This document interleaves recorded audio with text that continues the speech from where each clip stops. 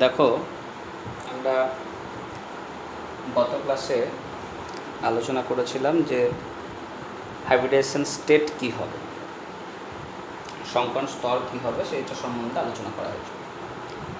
আজকে আমরা আলোচনা করব সংকরণ স্তর আলোচনা করা হয়েছিল, এবং তার সঙ্গে সঙ্গে দেখেছো যে একটা অণুতে কতগুলো বন্ধন ইলেকট্রন জোড় থাকে আর কতগুলো নিঃসঙ্গ ইলেকট্রন জোড় থাকে সেই সংখ্যাটা। এখন আজকে আমরা যেটা আলোচনা করব যে অণুর প্রকৃত গঠন। অণুর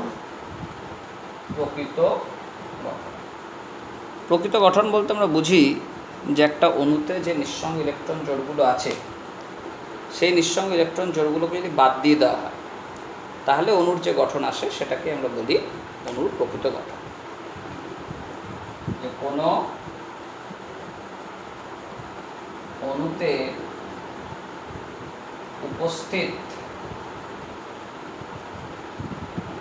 নিঃসঙ্গ ইলেকট্রন জোড়গুলিকে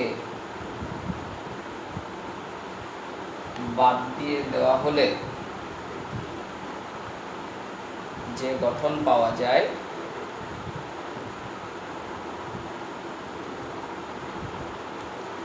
তাকেই অণুর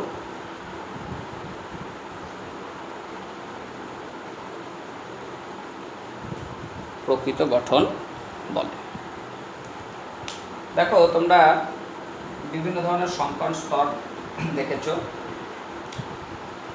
যেমন এসপি সংকরায়ন স্তর। এসপি সংকরায়ন স্তর তোমরা জানো যে এইচ এর ভ্যালু যদি 2 আসে তাহলে সেটাকে বলি এসপি সংকরণ স্তর। আর মাথায় রাখবে এই এসপি সংকরণ স্তর যে অণুগুলোর ক্ষেত্রে থাকে তাদের ক্ষেত্রে কিন্তু কোনো রকম নিঃসঙ্গ ইলেকট্রন জোড় থাকে না, অর্থাৎ কেন্দ্রীয় পরমাণু এবং তাকে ঘিরে দুখানা যোজক পরমাণু যুক্ত অবস্থায় থাকবে, এবং এর ক্ষেত্রে আমরা প্রকৃত গঠনই বলব। গঠন বা যে গঠনটা আসবে একটাই গঠন, সেটা হচ্ছে সরল রৈখিক গঠন বা লিনিয়ার স্ট্রাকচার। যেমন ধরো, আমরা কার্বন ডাইঅক্সাইড অণুর গঠন দেখেছি। এখানে কার্বনের সঙ্গে দুখানা অক্সিজেন সমযোজী বন্ধন দ্বারা যুক্ত থাকবে। বা BCl2 গঠন দেখেছি, বি এর সঙ্গে দুখানা সিএল পরমাণু এরকম সরলরৈখিকভাবে অবস্থান করবে। তাহলে মাথায় রাখবে যে আমাদের এসপি সংকরণ হলে তার এক ধরনেরই গঠন হয়, সেটা হচ্ছে সরলরৈখিক গঠন, আর এর প্রত্যেকটা ক্ষেত্রে দেখা যায় যে নিঃসঙ্গ ইলেকট্রন জোড় এখানে থাকে না। তাহলে CO2 BCl2 এরকম পদার্থের উদাহরণ। নেক্সট দেখো, আমরা আসবো sp2 সংকরায়ন। sp2 সংকরায়ন হলে এইচ এর ভ্যালু দেখেছো 3 হয়। এখানে নিঃসঙ্গ ইলেকট্রন জোড় না থাকতে পারে। নিঃসঙ্গ ইলেকট্রন জোড় যদি না থাকে তাহলে অণুর গঠন হবে এরকম একটা সমতলীয় ত্রিভুজ।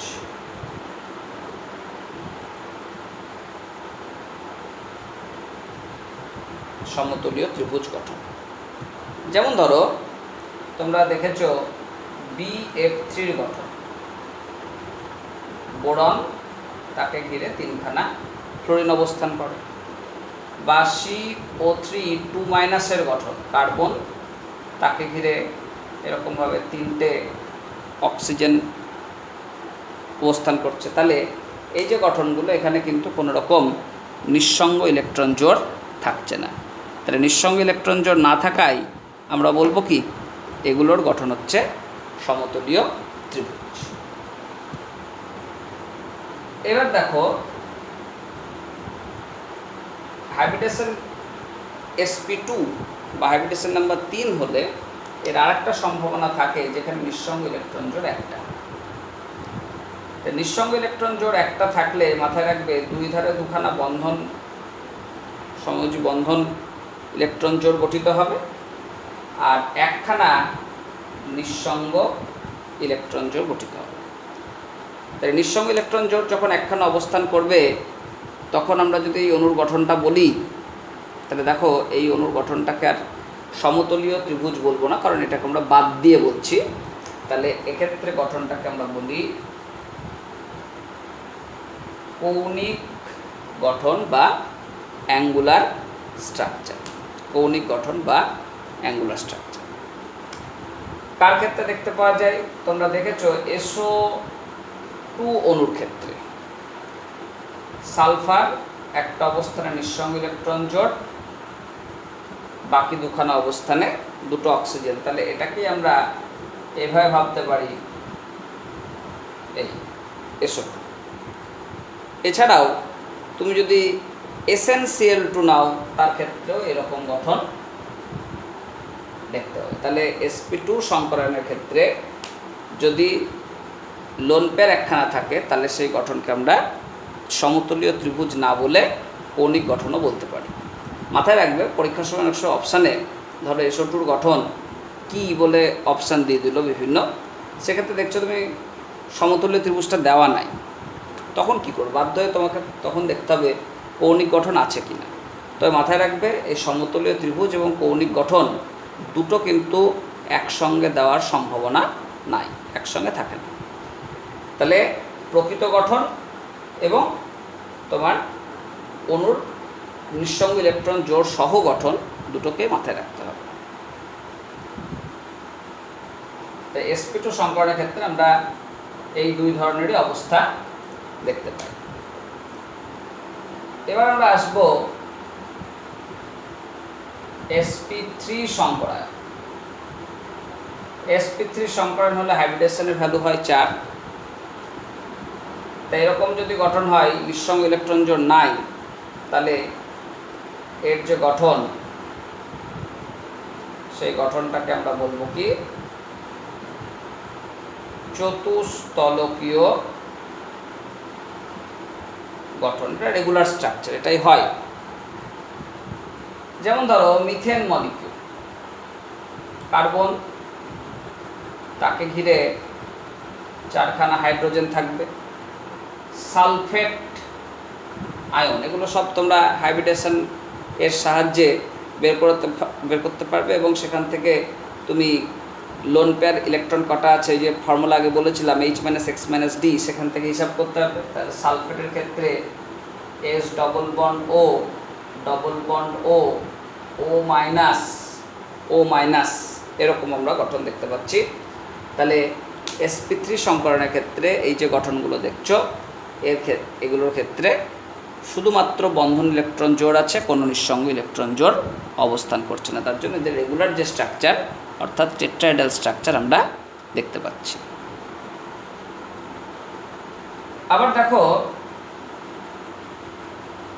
এদের ক্ষেত্রে এরকমও হতে পারে যে নিঃসঙ্গ ইলেকট্রন জোড় একটা থাকবে। তাহলে নিঃসঙ্গ ইলেকট্রন জোড় একখানা থাকলে কি হবে?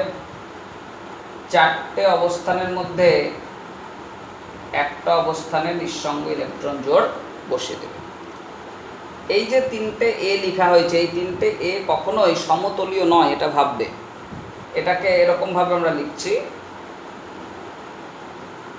এরকম একটা মোটা দাগ করে দিচ্ছি, আর একটাকে এরকম ডটেড লাইন করে দিচ্ছি। তাহলে মোটা দাগ মানে এটা বোর্ডটা যে প্লেনে আছে সেই প্লেন থেকে উপরে উঠে আছে, আর ডটেড লাইন মানে বোর্ডটা যে প্লেনে তার থেকে নিচের দিকে আছে, আর এইটা সমতলে আছে, মানে এইভাবে। তাহলে আমার এইটা দিয়ে তল আছে, তাহলে একটা তলের উপরে একটা তলের নিচে।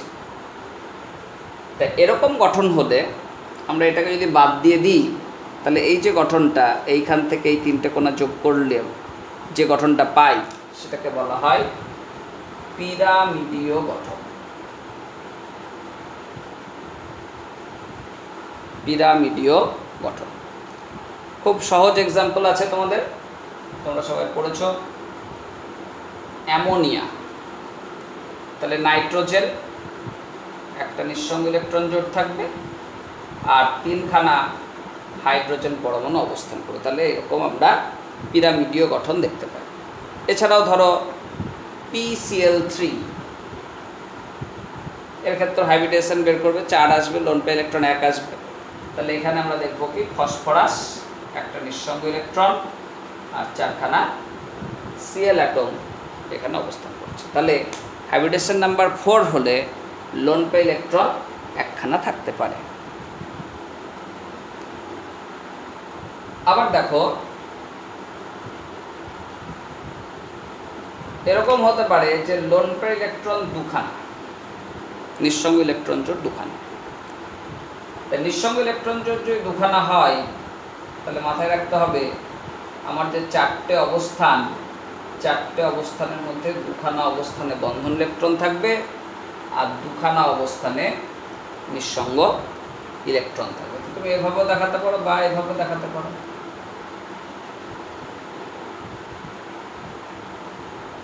এভাবে দেখাতে পারো। তাহলে এই দুটোকে যদি বাদ দিয়ে দাও তাহলে দেখো স্ট্রাকচারটা আবার কি একটা অ্যাঙ্গেল হয়ে যাচ্ছে। তাহলে এই গঠনটাকে আমরা বলবো কৌণিক গঠন।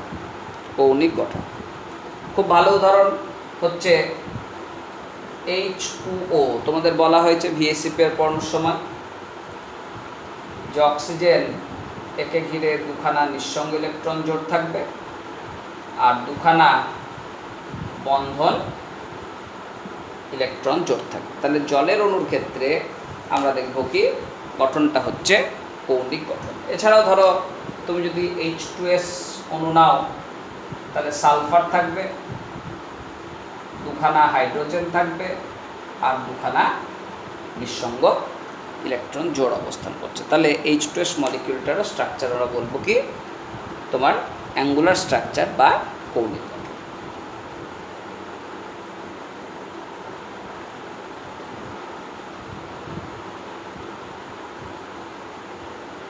এবার দেখো আমরা আলোচনা করব sp3d সংকরায়ন।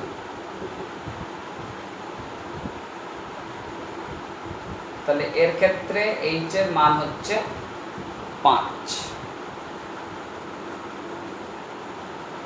নিঃসঙ্গ ইলেকট্রন যদি না থাকে তাহলে 5 মানে এর গঠন হবে ত্রিকোণীয় দ্বিপিরামিড। এই গঠন সম্বন্ধে তোমাদের জানা আছে, 3টে সমতলীয় অবস্থান আর 2টো এই তলের সঙ্গে লম্ব অবস্থান। তাহলে আমরা এই বন্ডগুলোকে বলি কি অ্যাক্সিয়াল আর এই বন্ডগুলোকে বলা হয় ইকুইটোরিয়াল।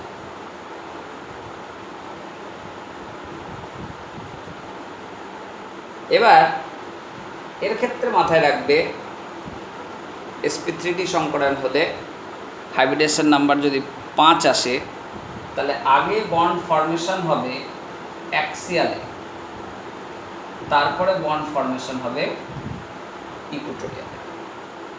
তাহলে এর ক্ষেত্রে যে গঠন সেটাকে আমরা বলি কি ত্রিকোণীয় দ্বিপিরামিড,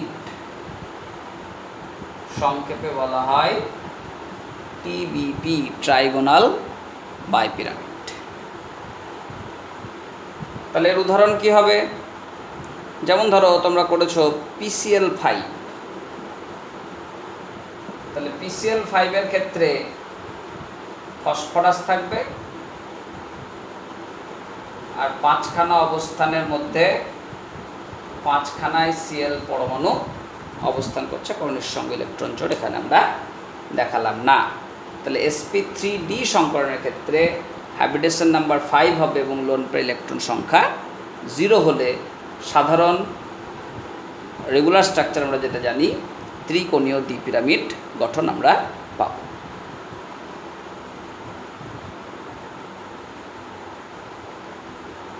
এবার দেখো যদি লোন পেয়ার ইলেকট্রন 1খানা থাকে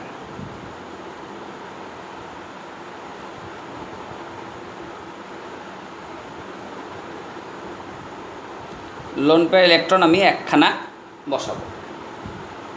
তাহলে আগে 2খানা অ্যাক্সিয়ালে বসিয়ে দিলাম, 2খানা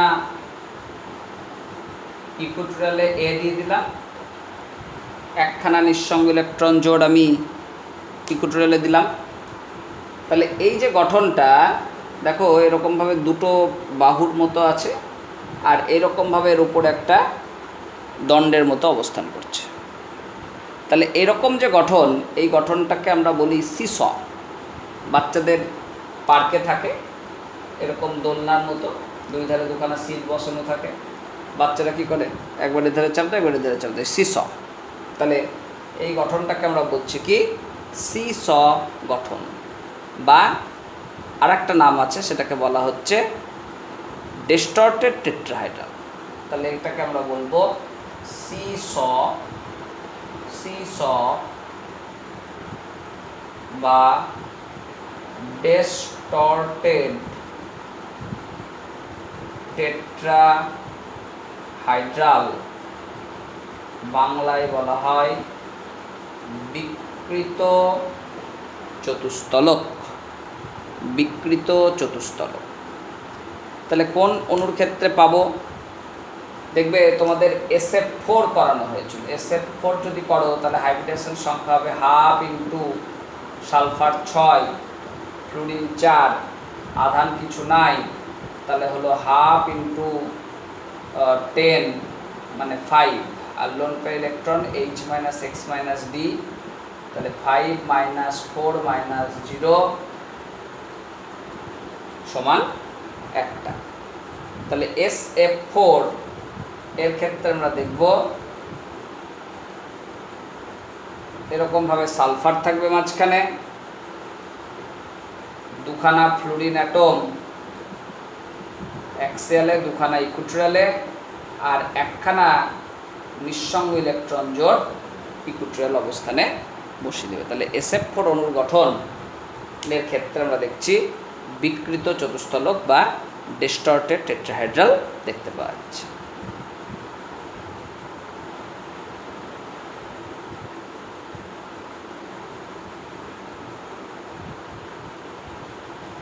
আবার দেখো লোন পেয়ার ইলেকট্রন সংখ্যা যদি দুখানা থাকে, তা লোন পেয়ার ইলেকট্রন সংখ্যা যদি দুখানা থাকে তাহলে এক্ষেত্রে আগে তো বন্ডিং ফর্মেশন হচ্ছে অ্যাক্সিয়ালে, তাহলে অ্যাক্সিয়ালে দুখানা বন্ডিং হয়ে গেল, তাহলে একটা ইকুটোরিয়ালে হলো, বাকি দুখানা ফাঁকা ইকুটোরিয়াল পজিশনে নিঃসঙ্গ ইলেকট্রন জোড় বসে গেল। তাহলে এই যে গঠনটা পেলে, এটা দেখো একটা ইংরাজি লেটার টি এর মতন লাগছে, তার জন্য এটাকে আমরা বলি টি শেপ, টি আকৃতি বিশিষ্ট। তাই দুখানা লোন পেয়ার ইলেকট্রন থাকলে এর স্ট্রাকচার বলবো আমরা টি শেপ স্ট্রাকচার। যেমন তুমি ধরো নিলে ClF3, তাহলে হাইব্রিডেশন সংখ্যা দেখো 1/2 ইন্টু ক্লোরিনের বাইরে 7টা, ফ্লুরিন একযোজি 3টে, আধান কিছু নাই, তাহলে হলো 5টা। লোন পেয়ার হচ্ছে H - X - D, তাহলে 5 - 3 - 0 = 2। তাহলে Cl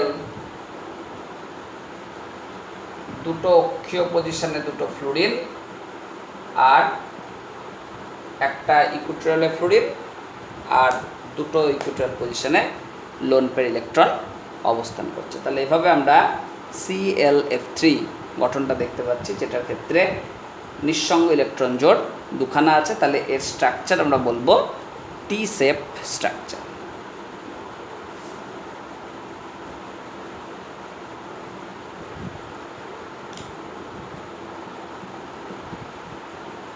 এবার লোন পেয়ার ইলেকট্রন যদি 3খানা থাকে, 3খানা যদি হয়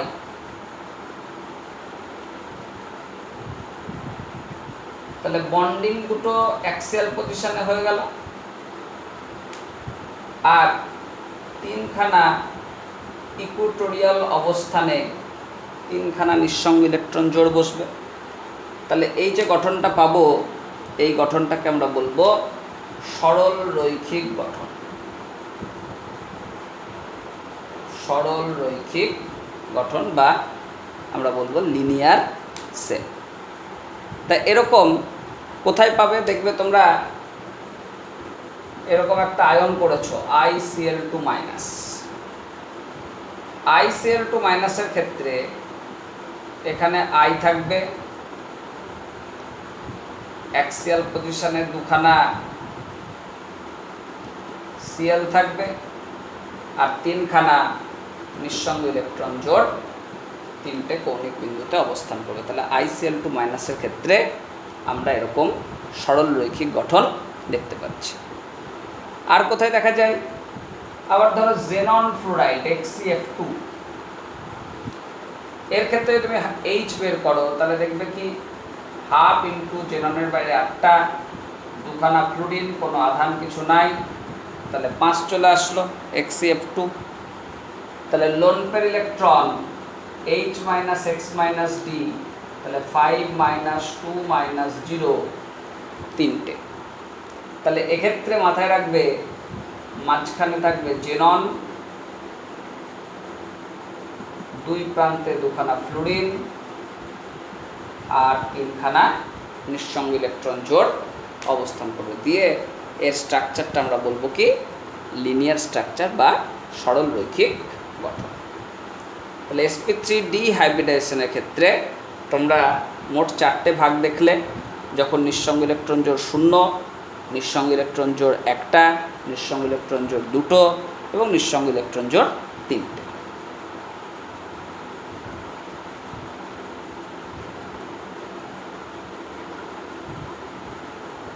এবার দেখো আলোচনা করব sp3d2 সংকরায়ন। এর ক্ষেত্রে তোমরা দেখেছো H এর ভ্যালু হয় 6। এখানে লোন পে ইলেকট্রন যদি না থাকে তাহলে রেগুলার স্ট্রাকচার যেটা হওয়া উচিত সেটা হচ্ছে অষ্টতলকীয় গঠন। এক্ষেত্রেও মাথায় রাখবে দু ধরনের বন্ধন আছে, যেগুলো সমতলীয় ত্রিভুজের চতুর্ভুজের মধ্যে আছে, সেগুলো হচ্ছে ইকুয়েটোরিয়াল পজিশন। আর এই যে দুটো উপর নিচে লিখেছি আসলে এইটা এইভাবে উপরে লম্বভাবে আছে, আর একটা ওই পিছন দিকে তলের দিকে বোর্ডের পেছন তলে আর একটা আছে। তাহলে এর আবার নিয়ম আলাদা। আগে বন্ধন গঠন হবে ইকুয়েটোরিয়াল অবস্থানে, তারপরে বন্ধন গঠন হবে অ্যাক্সিয়াল অবস্থানে। তাহলে এক্ষেত্রে আমরা স্ট্রাকচারকে বলবো অষ্টতলকীয় বা অক্টাহাইড্রাল স্ট্রাকচার। অষ্টতলকীয় গঠন বা অক্টাহাইড্রাল স্ট্রাকচার। কোন অণুগুলোর ক্ষেত্রে দেখবে, যেমন ধরো SF6। SF6 এর ক্ষেত্রে আমরা দেখব সালফার আছে মাঝখানে, 4 কোণায় 4টে ফ্লুরিন অ্যাটম আর দুখানা অ্যাক্সিয়ালে 2টো ফ্লুরিন অ্যাটম অবস্থান করছে। বা ধরো TeF6, তাহলে এর ক্ষেত্রে একই গঠন আসবে। এখানে মাঝখানটায় টেলুরিয়াম বসে যাবে আর 6 কোণায় মানে 4 কোণায় এবং 2টো অ্যাক্সিয়াল পজিশনে দুখানা ফ্লুরিন অ্যাটম অবস্থান করবে। তাহলে লোন পেয়ার ইলেকট্রন 0 হলে আমরা রেগুলার স্ট্রাকচার যেটা পাচ্ছি সেটা হচ্ছে অষ্টতলকীয় গঠন।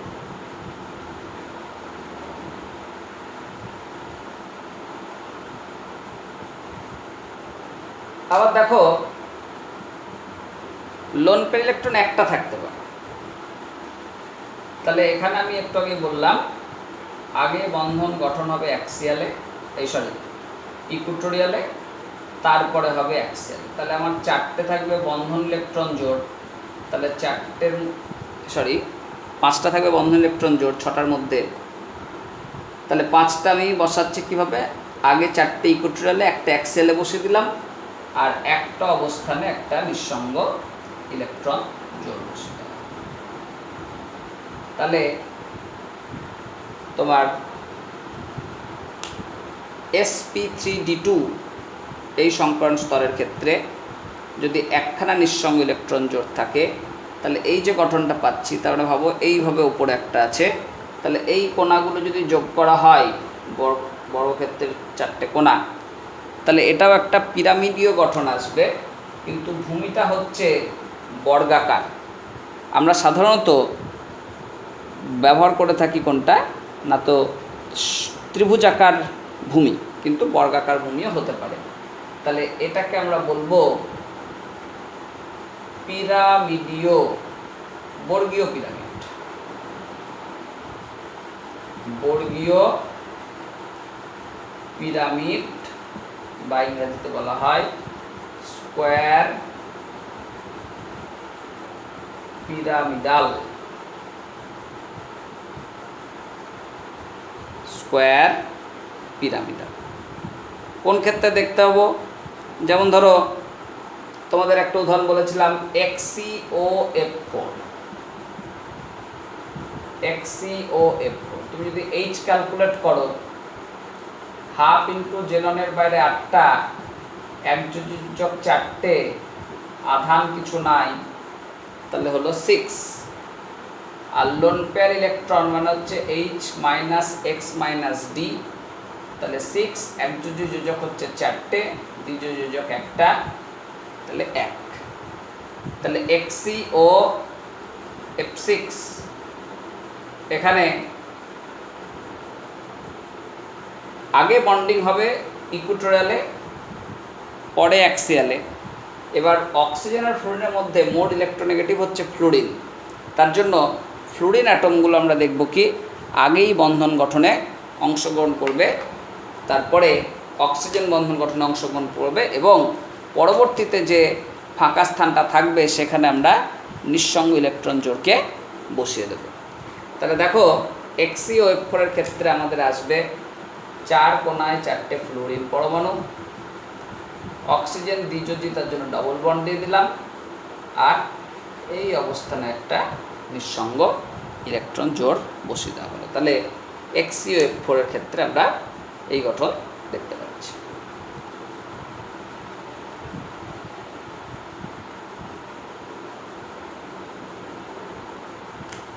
এর ক্ষেত্রে আরেক ধরনের সম্ভাবনা থাকে, সেটা হচ্ছে লোন পেয়ার ইলেকট্রনের সংখ্যা যদি 2 হয়।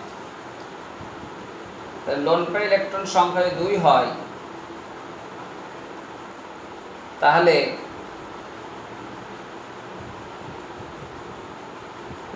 ইকুয়েটোরিয়াল পজিশনে আগে বন্ডিং ইলেকট্রন চলে আসবে, আর এই অ্যাক্সিয়াল পজিশনে আমরা লোন পেয়ার ইলেকট্রন বসিয়ে দিচ্ছি। তাহলে লোন পেয়ার ইলেকট্রনগুলোকে যদি বাদ দিয়ে দাও, তাহলে এর যে গঠন হবে সেটা হচ্ছে বর্গাকার গঠন, বা বলবো square planer structure. Square planer structure কোন ক্ষেত্রে দেখতে হবে? যেমন ধরো XCF4, তাহলে হাইব্রিডাইজেশন সংখ্যা দেখো চলে আসবে হাফ ইন্টু জেননের বাইরের কক্ষে 8টা, 4টে ফ্লুরিন, আধান কিছু নাই, তাহলে হাফ ইন্টু 12 মানে 6, আর লোন পেয়ার হচ্ছে H minus X minus D, তাহলে 6 মাইনাস 4 মাইনাস 0 মানে 2।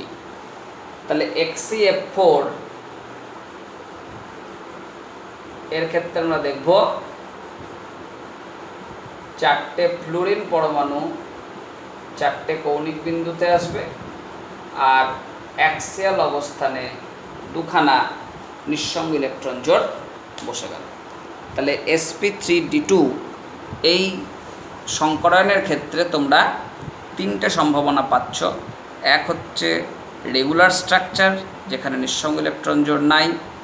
দ্বিতীয় হচ্ছে একটা নিঃসঙ্গ ইলেকট্রন জোড়, যেখানে আমরা স্ট্রাকচারটাকে বলছি স্কোয়ার পিরামিডাল স্ট্রাকচার।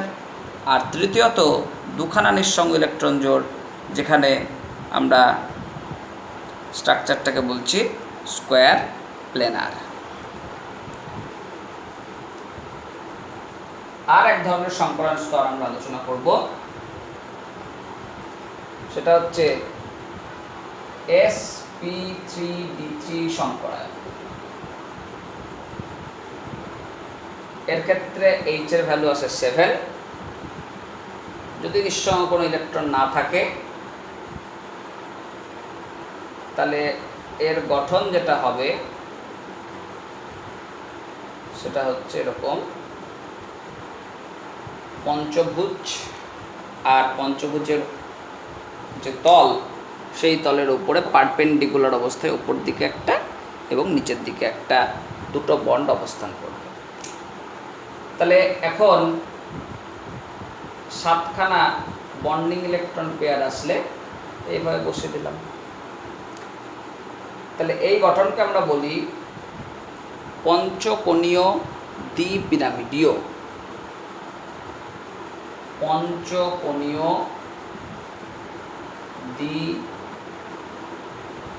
দ্বিপিরামিড, পেন্টাগোনাল বাইপিরামিডাল।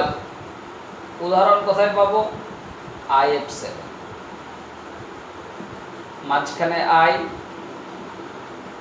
5 কোণায় 5খানা ফ্লোরিন,